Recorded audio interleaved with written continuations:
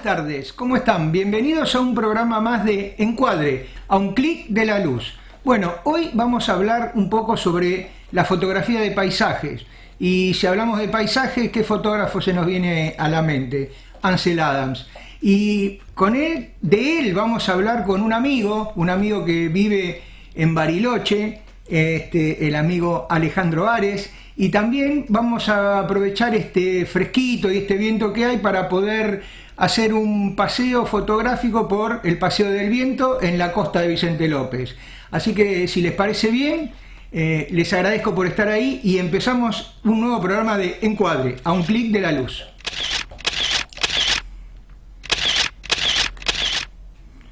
Bueno, ahora sí les voy a presentar a fotógrafo amigo Alejandro Ares. Hola Ale, ¿cómo estás? ¿Cómo andas, Edu? ¿Todo bien? Todo bien, por suerte, todo muy bien. Gracias por estar en el programa, gracias por haberte ofrecido y estar acá y haber aceptado la invitación. Nada, un placer, Edu. Nada más lindo de compartir un poquito de fotografía acá con amigos, así que... Bueno, la idea es un poco charlar un poquito sobre fotografía y bueno, obviamente con vos sobre fotografía de paisaje. Y si de paisajes hablamos, se nos viene a la mente primero Ansel Adams, entonces poder hablar un poquito de la historia de él, lo importante que fue él en la fotografía de paisajes, ¿no? Total. Sí, para mí personalmente Sí. fue como, bueno, para el mundo de la fotografía, un ícono total. Yo en mis comienzos fue como un gran referente, sin saber todavía lo importante que era, que había sido, Claro, pero fueron las fotos que más me inspiraron. Yo arranqué con blanco y negro. claro. Cuando empecé a ver un poco su lenguaje, su obra y demás, nada, fue una conexión muy directa. Y lo que me gustaba mucho de él era el tema de trabajar limpio, en gran medida con la naturaleza. O Claro, sea, sin la presencia humana, motivo por el cual fue muy criticado en algunas épocas. exactamente, sí. Y para mí era en gran medida su gran virtud, digamos, cómo él podía trabajar con lo esencial, con la naturaleza, y ese era su lenguaje, por más que en varias décadas de la época activa de él se lo criticaba por eso, digamos. Claro, y aparte, bueno, él como un adelanto, también él co-creó, digamos, lo que era el sistema de zonas, ¿no? Que por eso se veía con tanta claridad su fotografía, lo que sería el análogo al día de hoy de lo que es el focus stacking. Sí, de hecho, a ver, lo que él, para mí la magia que tiene Ansel en sí, son varios puntos, pero por un lado, para mí la mirada que tiene, ¿no? Obviamente, Claro. Un adelantado para mí totalmente, por más que se lo nombra siempre como un fotógrafo muy clásico, fue un adelantado para trabajar con paisajes de esa manera, más en esa época, Con placas, sí.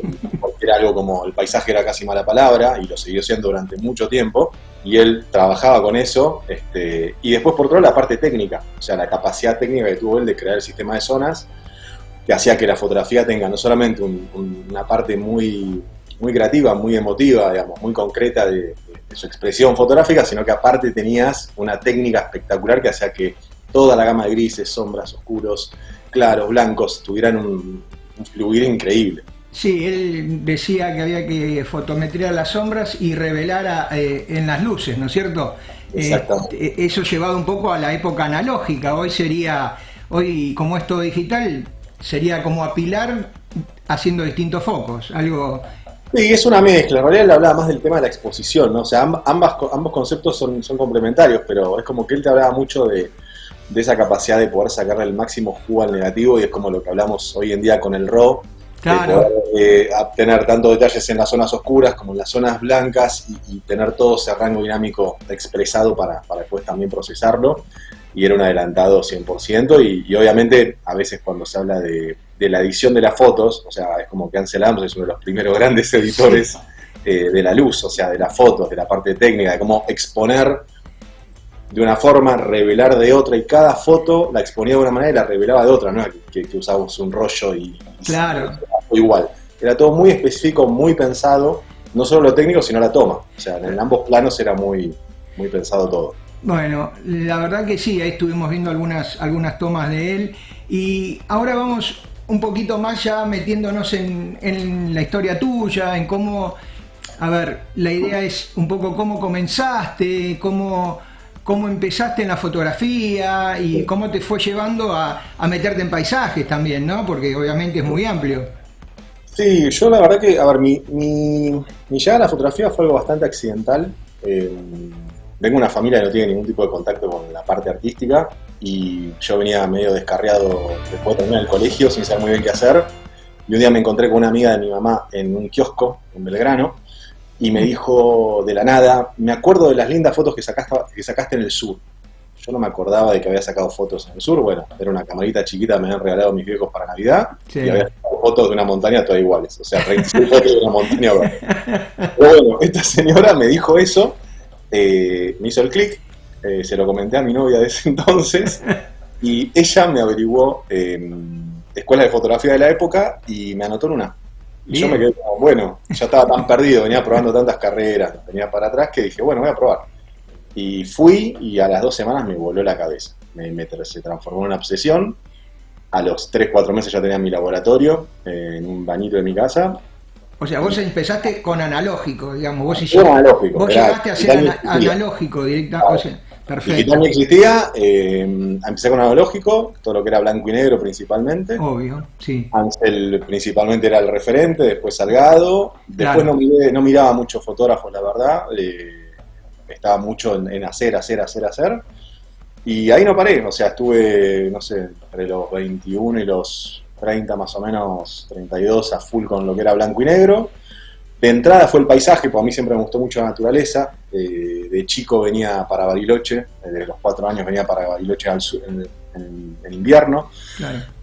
Fui mucho al campo de chico, estuve mucho en la naturaleza mi crianza y entonces como que naturalmente me llevaba a eso. Y a mí la ciudad tampoco nunca me gustó demasiado, por más que me crié en la ciudad y viví en la ciudad gran parte de mi vida, nunca me atrajo demasiado. Entonces yo siempre era como que mis fotos eran para afuera, era lejos de lo urbano. Y ahí fue donde empecé un poquito a hacer el camino. Claro, bueno, de hecho cuando yo te conocí a vos, que te conocí por la escuela que en ese momento estaba con PhotoArt, que ahí hice el curso de fotografía de paisajes con vos. De hecho, nada, era todo, lo único que hacíamos, vos nos recomendaste y hacíamos acá, que fuimos a hacer la práctica, fue un amanecer en Pacheco, y después eran todas fotos, y todas eran de paisajes, pero eran en el sur, en el campo, o sea, no era en la ciudad, evidentemente, más allá de que sean fotos de día, de noche, no importaba, era paisaje, montaña o naturaleza, exactamente. Sí. Bueno, de hecho ahora vamos a ver algunas fotos tuyas también. Digamos, otro tema que vos usás, digamos, yo sé que vos usás mucho, es para tus fotografías, obviamente no en todas, pero que usás, y a mí me enseñaste a usar y lo conocí con vos, fue el tema de los filtros ND, ¿no? Sí. Sí, más que nada, a mí siempre me gustó mucho lo que era trabajar en amanecer y atardecer, horarios de luz bastante suaves, bastante bajos de intensidad, no las horas medias, y ya lo hacía con blanco y negro. En ese momento no usaba filtros, pero iba mucho a la hora azul antes del amanecer o la hora azul después del atardecer. Claro. Entonces me da esa posibilidad de exponer naturalmente sin filtros. Y después me pasó que cuando ya arranqué con color mucho más fuerte, en los últimos ya 10-15 años, me pasaba que hacía lo mismo, pero el color te invita a otro tipo de lenguaje distinto al blanco y negro. Entonces en algún punto era decir, bueno, ¿cómo puedo trabajar en otros horarios un poquito más intensos de luz exponiendo largo? Y la única forma era los filtros, ¿no? En estos horarios, por ejemplo, ¿no? En este tipo de fotos ahí, claro, que ya el sol está saliendo o está apareciendo un poquito y la intensidad de la luz hacía que no podía controlarlo, así que bueno, ahí los filtros me dieron una solución.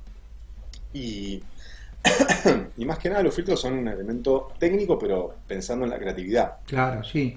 O sea, con filtros no vas a hacer buenas fotos, sino es, bueno, seguir buscando el momento, seguir buscando la luz, y en todo caso te permite trabajar un poco con texturas más suaves, con lo que se mueve un poco más fluido y sin tanta textura. Claro. Pero, digamos, el proceso es muy similar, simplemente tenés un poco más de herramientas, algunas más, como para jugar creativamente. Sí, obviamente lo que bueno, en tus fotos se puede observar es el foco tanto sea bien en el primer plano, en las piedras, por ejemplo, en esa foto, que hay foco en prácticamente en todos, si bien, digamos, lo más común que suele hacer en este tipo de fotografías por ahí es usar la hiperfocal, está bueno también, y te da otro tipo de imagen poder usar el focus stacking, ¿no? Sí, igualmente, mira, te comento un poco sobre eso. Yo el focus stacking lo uso a veces, pero lo uso mucho menos de lo que la gente piensa. Ah, mira. Y está bueno aclararlo, porque a veces el focus stacking es una gran herramienta. Básicamente, por si alguno no lo tiene claro, es que uno hace la misma foto varias veces con focos en distintos puntos. Claro. O sea, hago la misma composición, pongo la cámara en el trípode y hago un foco en el plano cerquita, en el plano medio, en el plano lejano, o mismo entre ellos. Entonces después tengo un montón de archivos iguales, pero con distinto nivel de detalle, en distintas áreas de máximo nivel de nitidez. Entonces, eso está buenísimo, pero ¿qué pasa? También te implica una postproducción que no es demasiado compleja, pero el que no está tan ducho Claro. en esto es un poco molesto, medio. Claro.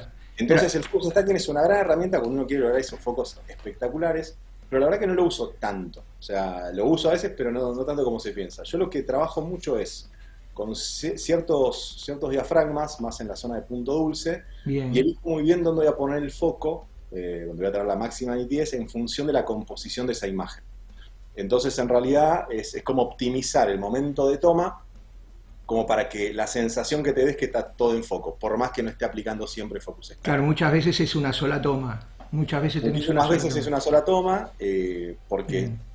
no me quiero poner muy técnico, pero es como que si vos trabajás más en los diafragmas de punto dulce y tenés en cuenta cuál es el protagonista de tu escena, dónde ver la mirada del espectador, Sí. puedes poner la máxima nitidez ahí, pero te apoyás en el punto dulce de tu diafragma, más cómo haces tu composición, como para que la sensación de detalle y de nitidez sea suprema, por más que no estés haciendo focus stacking. Bien, No buenísimo. quita que si usás focus stacking puedas lograr un poquito más de detalle, pero a veces no es tan necesario. Es como según la situación. No, está bien, está buena la explicación porque, digamos, como decís vos, a veces, no sé, es lo mismo que con el ND, ¿no? Uno cuando empieza a usar el ND, que a mí me pasaba al principio, querés usar ND para todo. Claro. Y bueno, te das cuenta que no, digamos, no. Como todo lo nuevo, querés aplicarlo, ¿viste? Claro, porque es re lindo poder decir, uy, tengo una foto de, no sé, de 2 minutos y medio de exposición. ¿Viste? Claro. Vos decís, uy, qué bueno. Generalmente, a ver, donde más se puede observar ese tipo de cosas del uso del filtro es en en los famosos efectos seda, ¿no? Claro. Con el agua, o cuando tenés no sé, en una laguna que lo ves, o el mismo acá en el río, a veces cuando haces algún amanecer, y yo he hecho, o en el puerto de Olivos, algo con alguna foto, alguna toma con el ND, es como que quedan esos colores muy planos, ¿viste? Muy lindos y muy pasteles, como una que recién estábamos viendo, como esa de ahí, ¿viste? Sí. Que es un amanecer, pero está hecha con un ND, entonces como que esos colores te los da naturalmente. Te saca de lo habitual, de lo que Claro. estamos acostumbrados a ver con nuestro ojo, con nuestra mirada. Entonces, tal vez, yo siempre digo, el filtro ND o los degradados están buenísimos como herramienta, pero siempre es muy positivo tener una base previa dentro de tu mirada fotográfica y de tu mensaje fotográfico. Pues si no, tal vez te distraen, le querés poner viste a todo, Exacto. y tal vez te distraes de la foto. Y si la foto no está buena, por más que le pongas filtro, la foto va a seguir sin estar buena.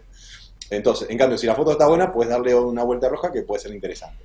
Sí. Lo que sí tiene es esto que te decía antes, que vos las texturas las suavizás. Entonces, tal vez esto de que vaya imprimiendo de a poquito, porque necesitas más tiempo de exposición con los filtros, hace que las texturas de los cielos, esto que decías vos, se genere como un degradado de tonos muy suave y mucho más amable que tal vez la toma directa. Lo mismo que el agua, lo mismo que el cielo. Entonces haces pues darle como más atención a cierto recorrido visual porque suavizaste la distracción y la distracción sigue estando ahí, súper potente, pero mucho más suave, más acompañando todo el resto de la escena.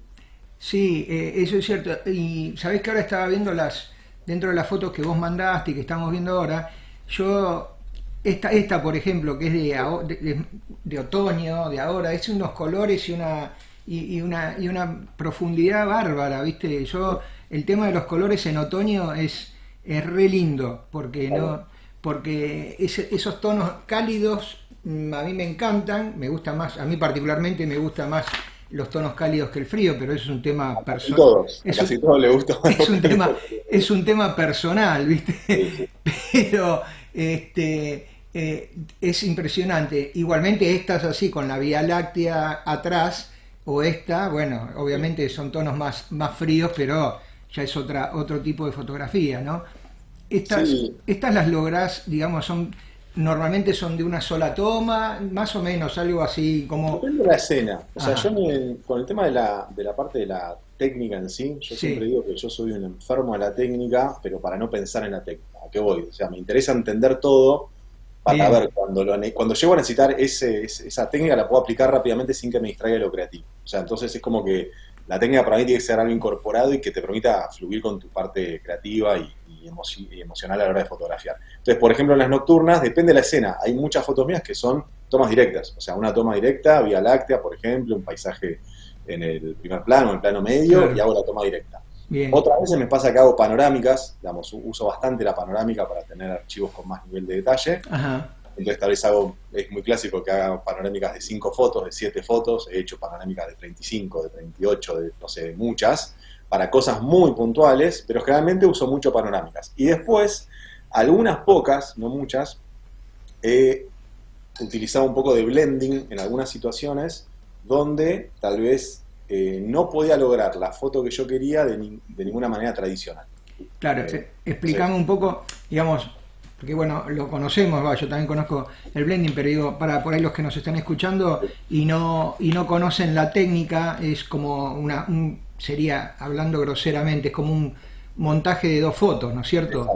exacto, exacto. Vos tenés, básicamente con fotografía, viste que uno habla del ISO alto, de hacer tomas nocturnas, el tema del ruido en la noche. Exacto, Bueno, entonces hay muchas fotos que no hace falta, pero a mí me pasa que había momentos de situaciones fotográficas que yo decía, bueno, yo puedo hacer la toma acá con la Vía Láctea, el paisaje, pero no va a quedar como yo quiero. Por más que maneje la técnica, la herramienta todavía no tiene la capacidad de lograr el nivel de detalle en las zonas oscuras, claro, otros lugares de noche cerrada, que yo pretendo. Por más que haga pilados, lo que sea, no iba a salir lo que yo quería.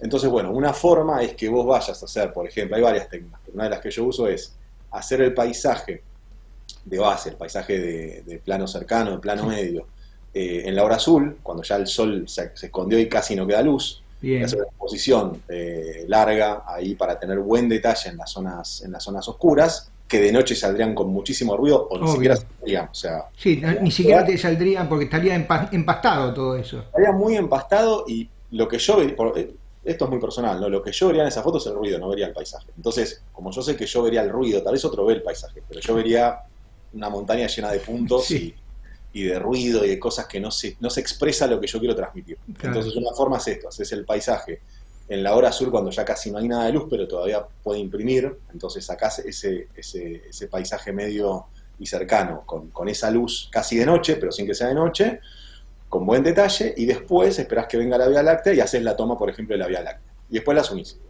Sí, obviamente, por ahí lo aclaro, pero digo, cae de maduro, pero es obviamente en la misma toma sin mover la cámara ni nada.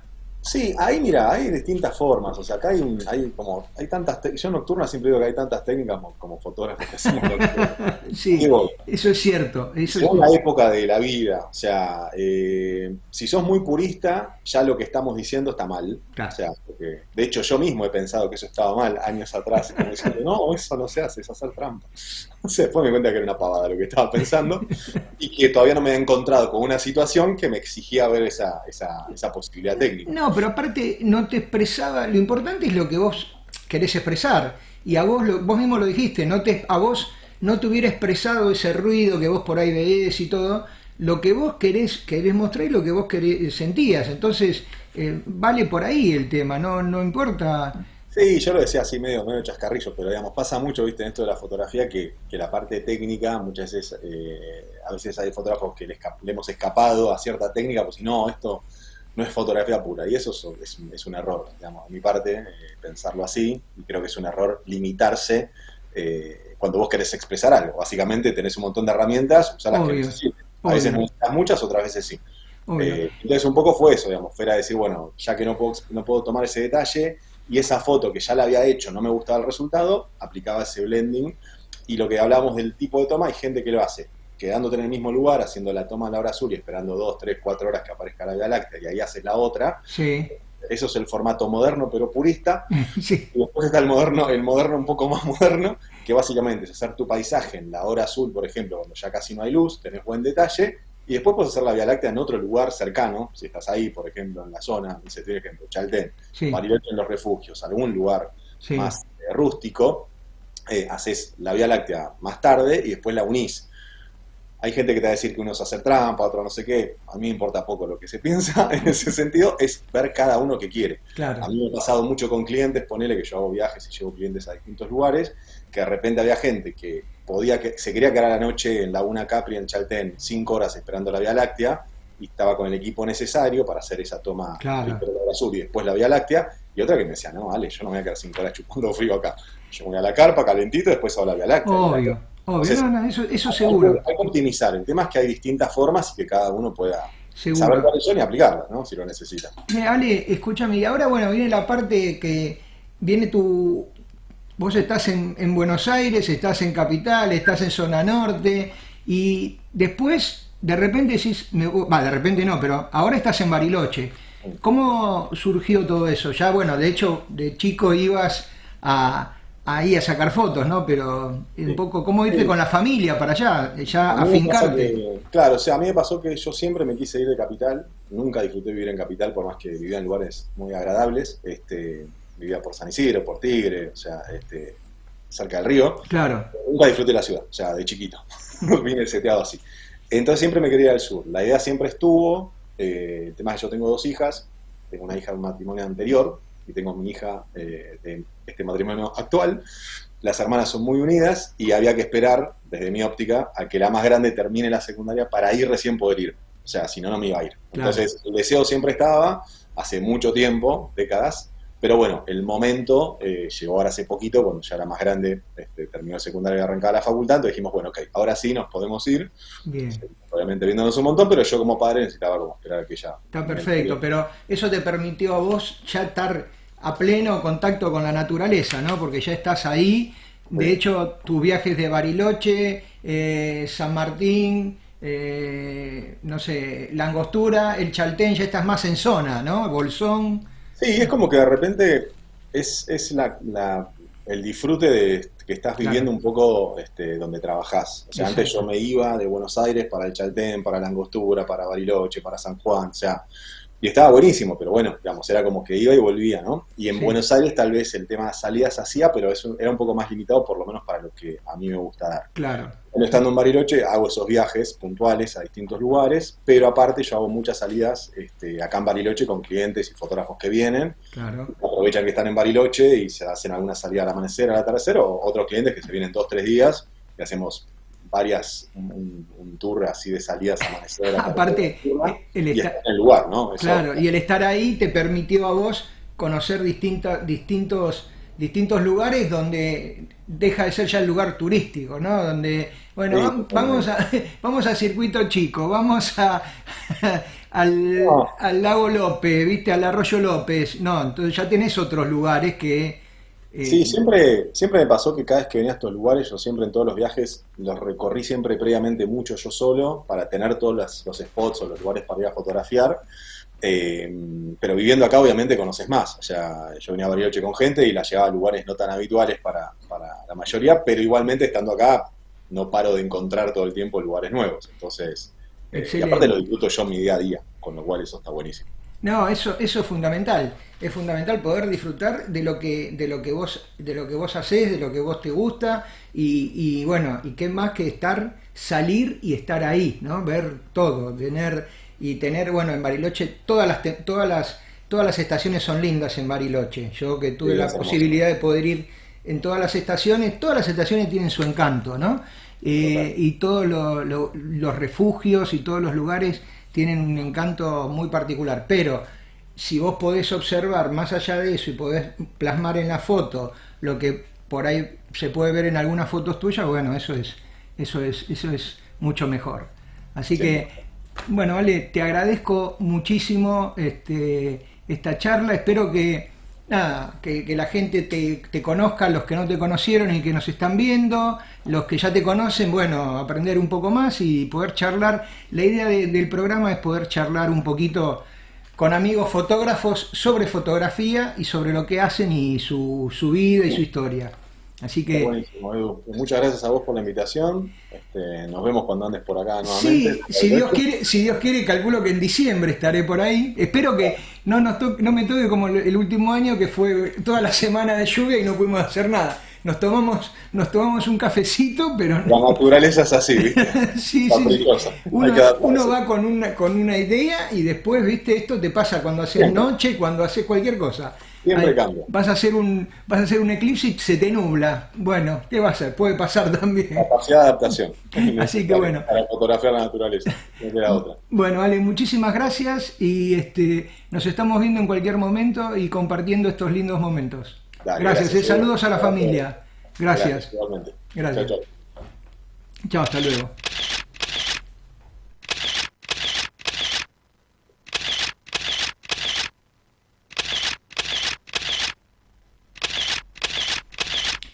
Bueno, y ahora vamos a hablar un poco sobre el lugar en la zona de Vicente López. Un lugar que a lo mejor muchos conocen y a lo mejor otros no. Y es un lindo lugar para ir a sacar fotos y para ir a escuchar un poco de sonido del viento. Vamos a ver más sobre el Paseo del Viento.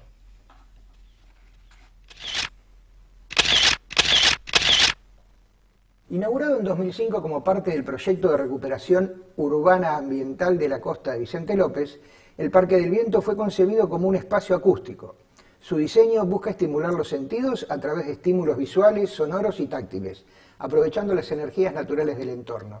El acceso es por la calle Francisco Borges hasta el río, donde se encuentra el parque, que está abierto al público todos los días de 8 a 20 horas. También se puede llegar en tren a una cuadra de la estación Libertador del Tren de la Costa. El elemento central del parque es el Monumento del Centenario, un órgano eólico compuesto por 3 torres de hormigón de aproximadamente 10 metros de altura que sostienen a través de una estructura metálica conjuntos de tubos sonoros. En cada torre, 3 conjuntos de tubos están orientados para recibir respectivamente la excitación de 3 direcciones del viento: este, sudeste y norte. La Torre América por el este, la Torre Europa por el sudeste y la Torre Río de la Plata por el norte. El diseño del parque incluye senderos que permiten a los visitantes experimentar diferentes percepciones acústicas a medida que se desplazan por el lugar. La mejor hora para capturar las imágenes es durante el atardecer, cuando la luz dorada resalta las estructuras y el paisaje. Las torres del órgano eólico ofrecen líneas verticales y formas geométricas que contrastan con el entorno natural, ideales para composiciones arquitectónicas. Los materiales utilizados, como hormigón, aluminio anodizado y piedra, brindan texturas interesantes para capturar en primer plano. El parque cuenta con una gran biodiversidad nativa y un observatorio de aves, lo que lo convierte en un excelente lugar para la fotografía de fauna y flora local. El Parque del Viento es un lugar que fusiona arte, naturaleza y arquitectura. Ofreciendo una experiencia sensorial única, es un espacio que invita a la contemplación y a la interacción con el entorno, ideal para fotógrafos y amantes de la naturaleza. Así que, estimados, el Parque del Viento los espera para que vayan a hacer sus mejores tomas.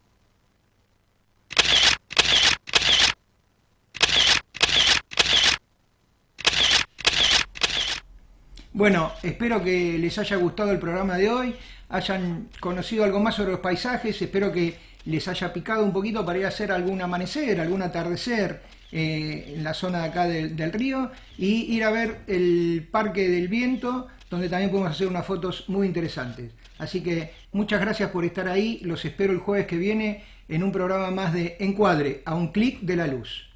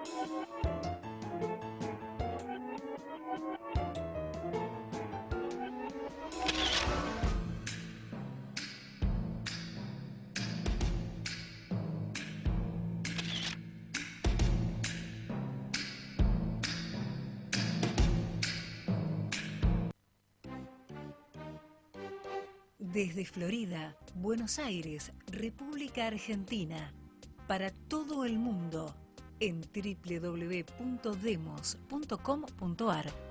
En el aire, Demos Radiovisual, el volumen de tus sentidos.